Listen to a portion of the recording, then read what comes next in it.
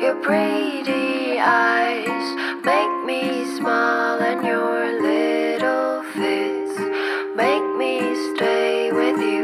Eyelashes moving softly, little arms make me love you.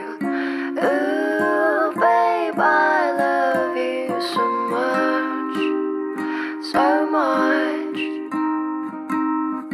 Ooh, babe, I wanna stay with you, with you.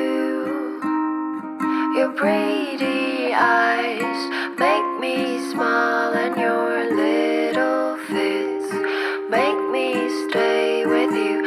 Eyelashes moving softly, little arms make me love you. আসসালামু আলাইকুম, সবাইকে আমন্ত্রণ জানাচ্ছি আজকে নতুন একটা ভ্লগে। আমি সকাল সকাল চলে এসেছি এখানে ওয়াশিং মেশিনটা ছাড়তে, কারণ অনেক কাপড় জমেছিল আর অসুস্থতার কারণে এগুলো ধোয়াও হয়নি। তো এখন পর্যন্ত অসুস্থ আছি, তো ভাবলাম যে না, এভাবে আর কতদিন বসে থাকবো, কাজ তো করতেই হবে, একটু আগায় ফেলি, তাহলে আমার নিজের কাছে একটু শান্তি লাগবে। ভেবেছিলাম নর্মাল ঠান্ডা সর্দি এগুলো একাই ঠিক হয়ে যাবে, কিন্তু এখন দেখছি যে ঠিক হচ্ছে না। তো ডক্টর কাছে গিয়েছিলাম, ডক্টর অ্যান্টিবায়োটিক্স দিয়েছে, এখন অ্যান্টিবায়োটিক্স আমার চলছে। কিন্তু গত রাতে আমি ভীষণ অসুস্থ হয়ে পড়েছিলাম, মানে এমন অবস্থা হয়ে গিয়েছিল যে আমার হাজব্যান্ড বলছিল যে চলো তোমাকে ইমার্জেন্সিতে নিয়ে যাই, কারণ নন স্টপ আমার কাশি হচ্ছিল তো হচ্ছিলই, কোনোভাবেই কাশি আমি থামাতে পারছিলাম না। যাই হোক, আল্লাহর পাকের অশেষ রহমতে এখন একটু ঠিক আছি। আসলে এই ভালো হই আবার খারাপ হয়ে যাই, আর এত গরম, শরীর এত ঘামে, তারপর দেখা যায় যে কাজের মধ্যে থাকি আর ঘাম শরীরেই শুকিয়ে যাচ্ছে। তো এই জিনিসটা আসলে আরও খারাপ, এর জন্যই মনে হয় আমার ঠান্ডাটা আরও ভালো মতো লেগে গিয়েছে। তো এনিওয়েজ, এখানে আমি চলে এসেছি নাস্তার জন্য, কারণ অ্যান্টিবায়োটিক্স আমার সকালে আছে, তো কিছু তো অবশ্যই খেয়ে নিতে হবে। আর আমার ভারী কিছু খাওয়ার একেবারেই রুচি ছিল না, তো ভাবলাম যে একটা ডিম পোচ আর দুধ চা তো থাকেই আমার, ওই আদা লং এলাচি এগুলো থেতো করে নিয়ে দুধ চা বানিয়ে নিলাম। ভাবলাম যে গলার জন্য একটু ভালো হবে, আর ডিম থেকে একটু প্রোটিন পাবো, প্লাস বাদাম আছে, তো এগুলো খেয়ে ওষুধটা খেয়ে নেই। আর এর বেশি আমার আসলে কোনো কিছু খাওয়ার ইচ্ছাও করছিল না। আগে আমি খুব প্রাউড ফিল করতাম, কারণ আমার সত্যি কথা একেবারেই কোনো জ্বর ঠান্ডা কাশি কিচ্ছু হতো না। তো আমার ভাইয়ের খুব ঘন ঘন জ্বর হতো, তো ওকে দেখে আমি বলতাম যে তোর এত ঘন ঘন জ্বর হয়, আর দেখ আমার কখনো জ্বরই হয় না। এটা বলতে বলতে নিজের নজর নিজেই লেগে গেছে। তারপরে আমার করোনা হয়ে গেল, মারাত্মক অবস্থা ছিল করোনার সময়। তো আমি 4 দিন আইসিইউতে ছিলাম, আমার অবস্থা খুবই খারাপ ছিল এই করোনাতে। যাই হোক, এই করোনার পর মনে হয় আমার পুরো সিস্টেমই চেঞ্জ হয়ে গেছে। এখন একটুতেই আমার ঠান্ডা লেগে যায়, এবং এই ঠান্ডা অ্যান্টিবায়োটিক্স ছাড়া ভালো হয়ই না। তো এই যে দেখেন, এখানে পুরো ওষুধের দোকান হয়ে গেছে আমার। ডক্টর কাছে গেলেই এত এত টেস্ট, এত এত মেডিসিন, তো এখন আমি বলতে গেলে পুরো ওষুধের উপরেই আমার চলছে দিন রাত। একজন মানুষ আর কত ওষুধ খেতে পারে, আর আমার জীবন এখন শুধু ওষুধের উপরেই চলছে। জানি না এগুলো কবে ঠিক হবে। তো এনিওয়েজ, একজন ভাইয়া আমার লাস্ট ভিডিওতে কমেন্ট করেছিল আমার স্লাইডিং ডোরগুলো দেখে, তো ওনার কাছে বেশ ভালো লেগেছিল। তো ভাইয়া বলেছিল যে একটু ডিটেলসে যেন দেখাতে। তো এখানে উপরে এরকম একটা ফ্রেম করা, তো ওই ফ্রেমের ভেতরে আসলে ডোরটা সেট করা। আমি হয়তো বা ঠিকমতো বলতে পারবো না, কারণ এটা যারা ইন্টেরিয়ার করেছে তারাই আসলে এটার প্রপার নাম কি বা কিভাবে এটাকে করতে হয় বা কি বলে ওনারাই বলতে পারবে। সো আমি একটু ভিডিওতে দেখিয়ে দিলাম ওনার জন্য। আশা করি ভাইয়া বুঝতে পেরেছেন আমার ভিডিওটা দেখে। তো অসুস্থতার কারণে আমার বেডরুমটা একদম এলোমেলো হয়েছিল, আর আমার বেডরুম এলোমেলো থাকলে আমার একদমই ভালো লাগে না। তাই এখন একটু রেস্ট করার পরে চলে আসছি আমি আমার বেডরুমে একটু ডাস্টিং করতে আর রুমটা একটু গোছাতে। আমি ট্যুর থেকে এসেছিলাম, আসার পরে এখন পর্যন্ত আমার সুটকেস গোছানো হয়নি, তো ভাবলাম যে আজকে সব কিছু গুছিয়ে ফেলি। আর এই টিভিটার উপরে অনেক ময়লা পড়ে গেছে। এখন আমাদের লিভিং এরিয়াতে যে টিভিটা, ওই টিভিটাই আমাদের বেশি দেখা হয়, আর বেডরুমের টিভিটা তো এখন আর ছাড়াই হয় না। তো ভাবলাম যে আজকে সব কিছু একটু ডাস্টিং করে ফেলি।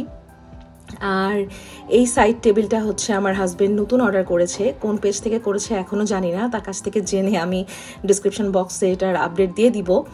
তো এই সাইড টেবিলটা আসলে অনেক সুন্দর এবং আমাদের রুমের সাথে অনেক সুন্দরও মানাচ্ছিল। আর ড্রয়ারগুলোর ডেপথ অনেক বেশি, তো অনেক জিনিস এগুলোর মধ্যে আটে যায়।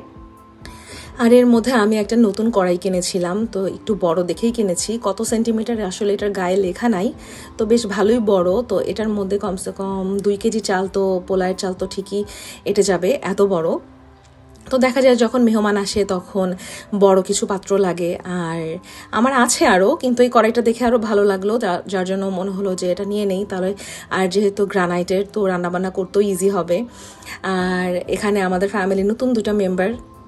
এই পেঙ্গুইনটা হচ্ছে আমার হাজব্যান্ডের, আর উপরের আর ওই পাশের টেরিটা হচ্ছে আমার।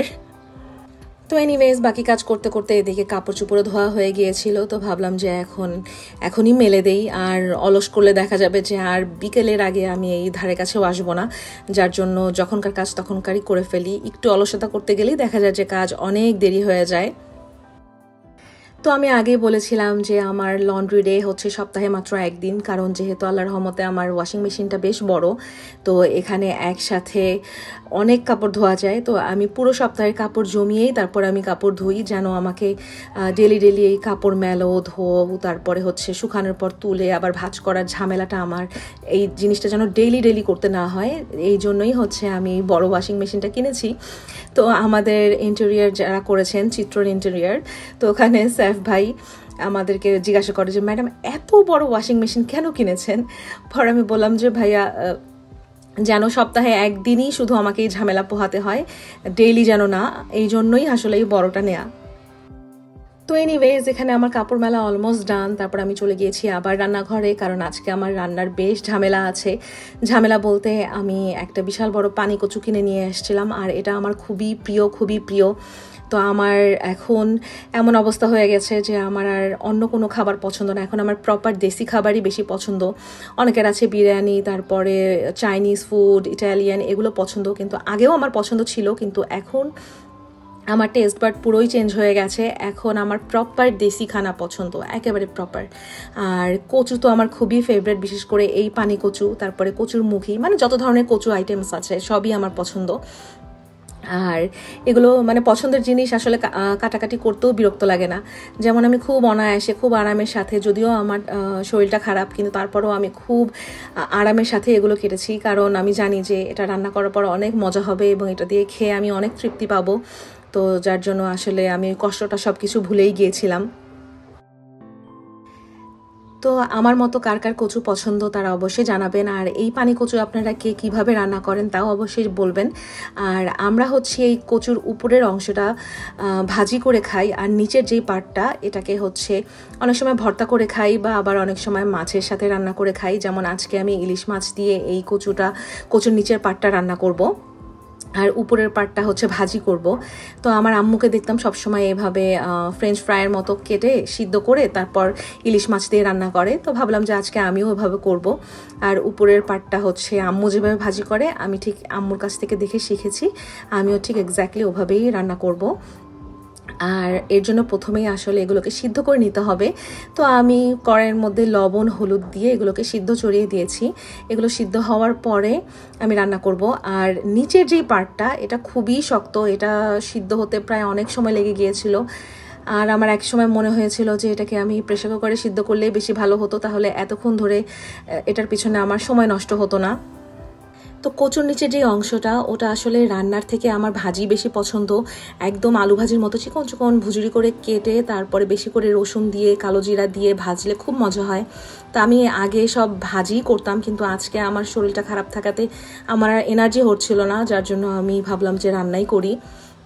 আর এদিকে আমার কচু সব সিদ্ধ হয়ে গেছে, তো ভাবলাম যে কচু ভাজিটা আগে করে ফেলি।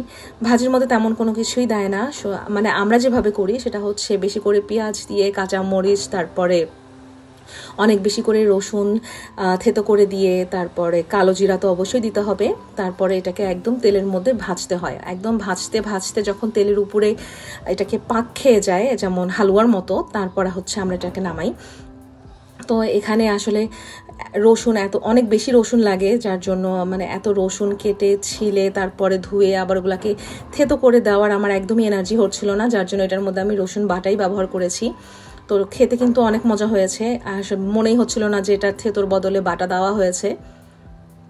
তো এই খাবারটা আমার অনেক প্রিয়, এটা দিয়ে মনে হয় আমি 1 গামলা ভাত খেতে পারবো, কিন্তু আমি তো 1 গামলা ভাত খেতে পারবো না, কারণ আমার ভাত এখন একদম মাপা, 1 কাপের বেশি খেতে পারবো না। তো আমি সত্যিকার অর্থে আমার অনেক অতৃপ্তি থাকবে এই খাবারটা আসলে শান্তিমতো খেতে না পেরে। তো এনিওয়েজ কচু ভাজা হয়ে গেছে, এখন চলে আসছি আমি ইলিশ মাছটা রান্না করার জন্য। তো নর্মালি ইলিশ মাছ যখন আমরা রান্না করি তখন এতে রসুন পড়ে না, কিন্তু যেহেতু কচু দিচ্ছি যার জন্য একটুখানি রসুন আমি দিয়েছি। আমার আম্মুও দেয় এবং খেতে অনেক মজা হয়। বাকি ইলিশ মাছ রান্না করতে যা নিয়ম, যা মশলা সব সেম, শুধু এখানে বাড়তি যেটা পড়েছে শুধু একটু রসুন বাটা পড়েছে, দ্যাটস ইট। তো এটাকে ভালো মতো কষিয়ে নিয়ে তারপরে হচ্ছে মাছ দিয়ে মাছটাকে একটু ভুনিয়ে নিতে হবে। ভুনিয়ে নেওয়ার পরে সিদ্ধ করে রাখা কচুগুলো দিয়ে ব্যাস ঝোলের পানি দিয়ে এটাকে ঢেকে দিব। তারপরে সব ঠিক মতো সিদ্ধ হয়ে গেলে ব্যাস আমার রান্না হয়ে গেল। তো আমার হাজব্যান্ডের এমনি ভুনা পছন্দ, কিন্তু আমার যেহেতু কচু খুব পছন্দ, তো ভাবলাম যে আজকে একদিন হাজব্যান্ডের পছন্দের ব্যতিক্রম করাই যেতে পারে। তো আজকে একটু কচু দিয়ে রান্না করি, অন্য আরেকদিন তাকে মাছ এমনি ভুনা করে দিব। তো এনিওয়েজ এই ছিল আমার আজকের ভ্লগ ভালো লাগলে অবশ্যই like, comment, share and subscribe করতে ভুলবেন না। দেখা হবে অন্য নতুন একটা ভ্লগে। Till then take care and আল্লাহ হাফেজ।